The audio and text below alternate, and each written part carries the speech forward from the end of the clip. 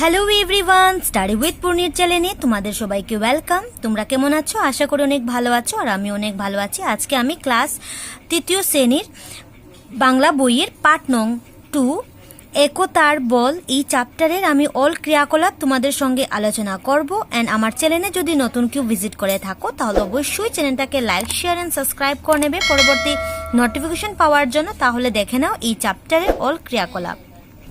তাহলে ক্রিয়াকলাপ কো পাঠ ভিত্তিক। তাহলে প্রথম দেখে নাও, গল্পটি নিজের ভাষায় বর্ণনা করো।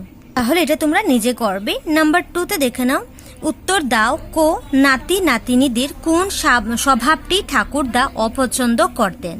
তাহলে তুমি উত্তরে বলবে নাতি নাতনিদের মধ্যে মিলমিশ ভালোবাসা বা সদ্ভাব ছিল না, এই স্বভাবটি ঠাকুরদা অপছন্দ করতেন। কোশ্চেন নাম্বার খ হলো, ঠাকুরদা গল্প বলার কথা বলাতে নাতি নাতিনীরা কি করেছিল।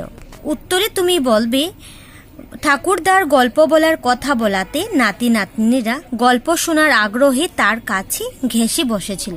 নেক্সট কোশ্চেন নাম্বার গ হলো, কৃষকের কয়জন ছেলে ছিল। উত্তরে বলবে কৃষকের 4 জন ছেলে ছিল। নেক্সট কোশ্চেন নাম্বার গ হলো, কৃষকের ছেলেদের মধ্যে কি ছিল না। উত্তরে বলবে কৃষকের ছেলেদের মধ্যে মিলমিশ ভালোবাসা বা সদ্ভাব ছিল না। নেক্সট নম্বর দেখে নাও, কৃষক ছেলেদের বাঁশের কঞ্চি দিয়ে কি করতে বলেছিলেন। উত্তরে বলবে কৃষক ছেলেদের বাঁশের কঞ্চি দিয়ে ভাঙতে বলেছিলেন। নেক্সট কোশ্চেন নাম্বার চ দেখে নাও, বাঁশের কঞ্চি মুঠো তাদের একজনও ভাঙতে পারেনি কেন। উত্তরে বলবে বাঁশের কঞ্চির মুঠো ভাঙার জন্য যে শক্তি প্রয়োজন একা একজনে সে শক্তি ছিল না বলে তারা একজনও কঞ্চির মুঠোটি ভাঙতে পারেনি। নেক্সট 6 নম্বর দেখে নাও, মিলেমিশে থাকলে কি হয়। উত্তরে তুমি বলবে মিলেমিশে থাকলে কেউ কখনো বিপদে পড়ে না, মিলেমিশে থাকলে সফলতা আসে আর কেউ অনিষ্ট করতে পারে না। তারপর নেক্সট কোশ্চেন দেখে নাও, যে গোল চিহ্নের ভিতরে শব্দগুলির অর্থ পাশে দেওয়া আছে, খুঁজে নিয়ে খাতায় লিখো। তাহলে এখানে দেখে নাও শব্দের অর্থ এখানে দিয়ে দিচ্ছে, তাহলে কপিতে লিখে নেবে যে সদ্ভাব শব্দের অর্থ কি হবে। সদ্ভাব হয়ে যাবে ভালোবাসা, প্রীতি। তো এটা তোমরা কপিতে লিখে নেবে এবং শিখে নেবে। মূল্যবান হয়ে যাবে দামি, সফলতা হয়ে যাবে সাফল্য হয়ে যাবে সফলতা, গ্রীষ্ম হয়ে যাবে গরমকাল, অর্জন হয়ে যাবে চেষ্টা করে লাভ করা। নেক্সট দেখে নাও, নিচের বাক্যগুলো সাজিয়ে লিখো। উদাহরণ একটা দিয়ে দিচ্ছে, ছিলেন একজন কৃষক একটি গ্রামে। তাহলে এটাকে সাজিয়ে লিখবে এভাবে, একটি গ্রামে একজন কৃষক ছিলেন। তাহলে সিমিলার একটি ক দেখে নাও, এখন ছেলে 4 ছিল তার। তাহলে তুমি সাজিয়ে লিখবে, তাহলে তুমি উত্তরে লিখবে তার 4 ছেলে ছিল। নেক্সট হবে গ্রাহ, তারা উপদেশগুলোকে না করত। তাহলে উত্তরে বলবে তারা উপদেশগুলোকে গ্রাহক করত না। নেক্সট গ নম্বর দেখে নাও, গেলেন ধীরে ধীরে হয়ে বুড়ো কৃষক। তাহলে বলবে কৃষক ধীরে ধীরে বুড়ো হয়ে গেলেন। এভাবে তোমরা কপিতে লিখে নেবে এবং শিখে নেবে। নেক্সট দেখে নাও খ, ভাষা অধ্যয়ন ব্যবহারিক ব্যাকরণ। তাহলে কিছু ব্যাকরণ দেখে নাও, নৌকোর ভিতরে শব্দ নিয়ে শূন্যস্থান পূর্ণ করো এবং পূর্ণ করে নিজের খাতায় লিখো। তাহলে কিছু নৌকার মধ্যে শব্দের শূন্যস্থান পূর্ণের শব্দ দিয়ে দিচ্ছে, তাহলে তুমি এখান থেকে দেখে কমপ্লিট করবে। তাহলে ফার্স্ট অফ অল দেওয়া হলো ক, তারা বেশ ভালো। তাহলে এখানে লিখবে তুমি তার স্বভাব ভালো। নেক্সট হবে খ, মূল্যবান সময় নষ্ট করবে না। তাহলে এখানে মূল্যবান লিখে নেবে। নেক্সট হবে গ, মিলেমিশে কাজ করলে সহজে সাফল্য অর্জন করা যায়। তাহলে সাফল্য এটা এখানে লিখবে তুমি।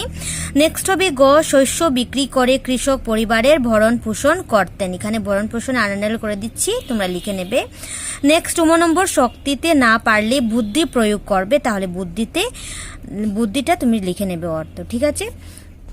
তারপর দেখে নাও, এসো যুক্ত বর্ণ ব্যঙ্গে পড়ি ও লিখি। তাহলে দেখে নাও, মূল্যবান যুক্ত বর্ণটা ভেঙ্গেছে, যে ময়ের মূল্যবানের লয় জফলাটা ভেঙ্গেছে, যেমন ল যুগ জ, ল এ জফলা, ঠিক আছে। তারপর দেখে নাও, মূল্যর হয়ে যাবে লয় জফলা, ল যুগ জ, ল এ জফলা। নেক্সট হবে বাণিজ্য, জফলা বর্গী জ যুগ জ এ জফলা। নেক্সট শস্যর দিনতে শয় জফলা, দিনতে জফলা দিয়ে বলবে দিনতে স যুগ জ, দিনতে স জফলা, ঠিক আছে, এভাবে বলবে। নেক্সট হলো যুক্ত বর্ণ গঠন করো। ক যুগ জ, তাহলে এটা তুমি যুক্তবর্ণ লিখবে, গঠন করবে। তাহলে দেখে নাও, ক যুগ জ হয়ে যাবে কয় জফলা, খ যুগ জ হয়ে যাবে ক্ষয় জফলা, ঘ যুগ জ হয়ে যাবে গয় জফলা, ল যুগ জ হয়ে যাবে লয় জফলা, বর্গী জ যুগ জ হয়ে যাবে বর্গী জয় জফলা, দিনতে স যুগ জ হয়ে যাবে দিনতে শয় জফলা। ঠিক আছে, এভাবে তোমরা বলবে।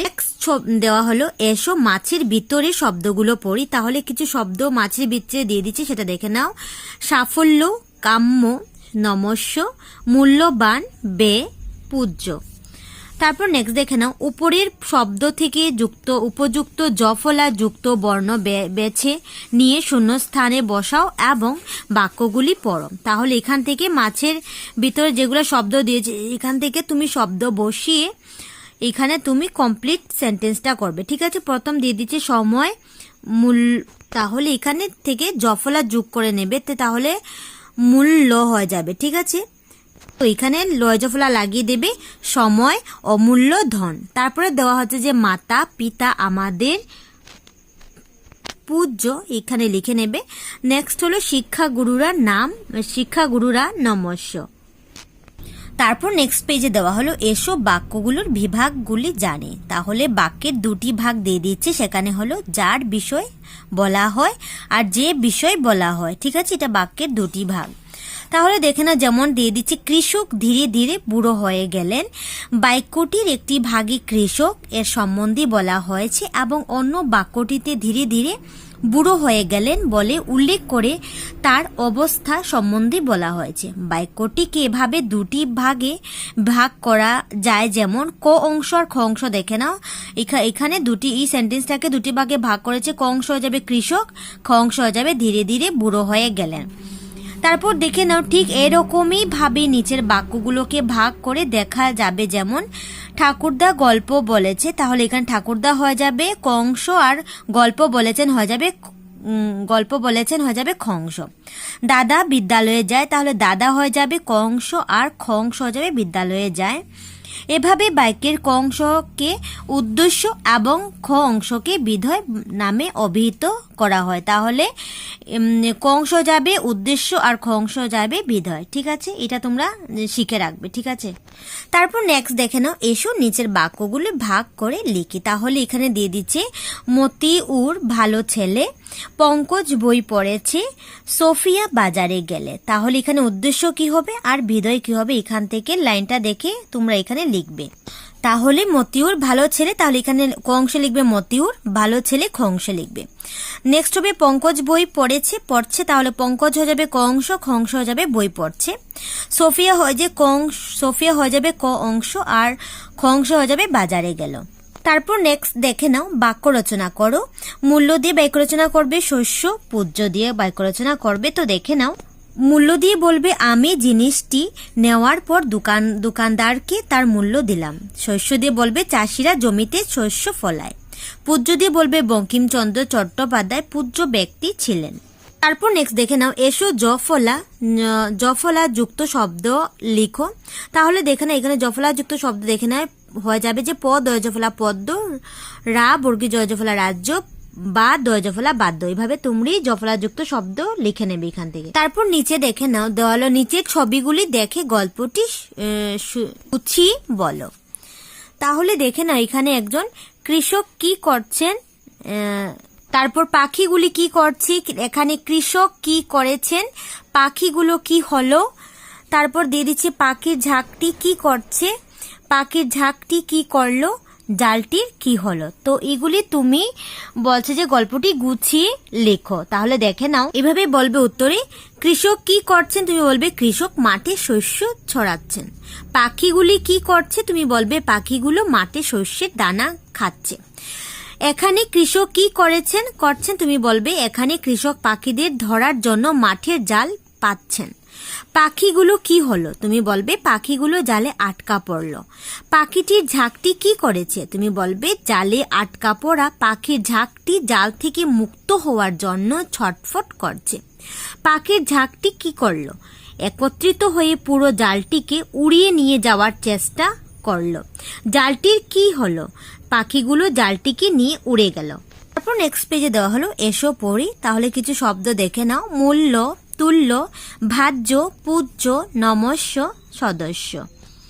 এভাবে তোমরা পড়বে। তারপর নেক্সট দেওয়া হলো একটি ছোট পিঁপড়ের সামনে ভাত বা অন্য খাবার দিয়ে পিঁপড়েটিকে লক্ষ্য করো এবং পিঁপড়েটিকে কি করে তা ভালো করে দেখো, একটি টিকা প্রস্তুত করো। তাহলে তুমি উত্তরে বলবে একটি ছোট পিঁপড়ের সামনে পাউরুটির একটি টুকরো দিয়ে দেখলাম পিঁপড়েটি পাউরুটির টুকরোটি শুকে দেখলো। পরে পিঁপড়েটির দ্রুত গতিতে কোথায় চলে গেল। কিছুক্ষণ পরে লক্ষ্য করলাম সেটি ফিরে আসছে, কিন্তু সেটার পিছনে পিছনে আরো কয়েকটি সেরূপ ছোট ছোট পিঁপড়ে আসছে। সব কয়েকটি পিঁপড়ে চারদিক থেকে পাউরুটির টুকরোটিকে কামড়ে ধরলো আর টানতে টানতে নিয়ে চলে গেল। ঘটনাটি প্রমাণ করলো যে একতাই শক্তি। তো নেক্সট আরেকটি কোশ্চেন দেখে নাও, বাড়িতে সবাই মিশে যে কাজগুলো করি তা একটি তালিকা তৈরি করো। তাহলে তুমি উত্তরে বলবে বাড়ি ঘর ঝাড় দেওয়া, কুয়ো থেকে জল তোলা, কাপড় চোপড় কাচাকাচি, বাসন মাজা ও ধোয়া।